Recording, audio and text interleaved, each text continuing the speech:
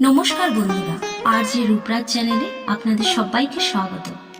আজ আমরা আলোচনা করতে চলেছি শ্রীমদ্ ভাগবত গীতার প্রথম অধ্যায়ে শ্লোক ৩৫। চলুন আগে শ্লোকটি শুনে নিই। অপি ত্রৈলোক্য রাজস্য হেতঃ কিং নো মহি কৃতে নিহত্য ধার্তরাষ্ট্রান্নঃ কা প্রীতি সজ্জনার্দন।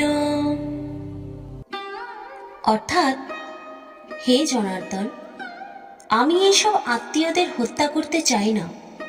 এমনকি যদি তারা আমাকে আক্রমণও করে, পৃথিবীর জন্য তো নয়, এমনকি ৩টি জগতের রাজ্য পেলেও আমি তাদের হত্যা করতে চাই। শ্লোকটির তাৎপর্য: এই শ্লোকে অর্জুন তার চূড়ান্ত মনোভাব প্রকাশ করেন যে তিনি রাজ্যের লোভে বা পৃথিবীর ক্ষমতার জন্য আত্মীয়দের হত্যা করতে প্রস্তুত নন।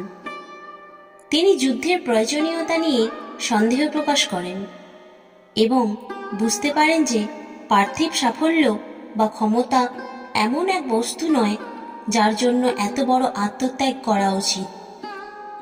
অর্জুনের এই উপলব্ধি থেকে বোঝা যায় যে তিনি ক্ষমতা ও সম্পদের চেয়ে সম্পর্ক ও মানবিকতার মূল্যকে অনেক বেশি উচ্চ স্থান দেন। এই শ্লোক থেকে আমরা যে শিক্ষা প্রাপ্ত করি সেগুলি হল: ক্ষমতার চেয়ে সম্পর্কের গুরুত্ব। শ্লোকটি সম্পর্ক এবং মানবিকতার উপর জোর দেয়, যেখানে অর্জুন বুঝতে পারেন যে আত্মীয়দের হত্যা করে প্রাপ্ত যে কোনো ক্ষমতা বা সম্পদ অর্থহীন। নৈতিক মূল্যবোধ: অর্জুনের এই মনোভাব আমাদের শেখায় যে ব্যক্তিগত অর্জনের জন্য কোনো অন্যায় বা অন্যের ক্ষতি করা উচিত নয়। নৈতিক মূল্যবোধ সবকিছুর ঊর্ধ্বে থাকা উচিত।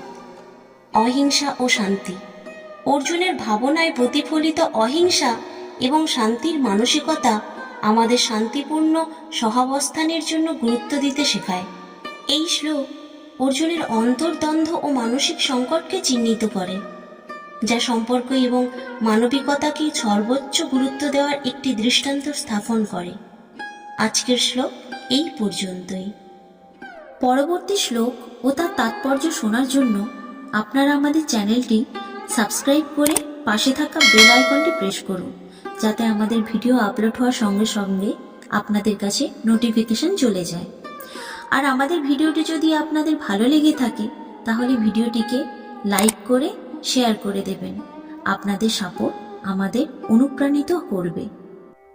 রাধে রাধে।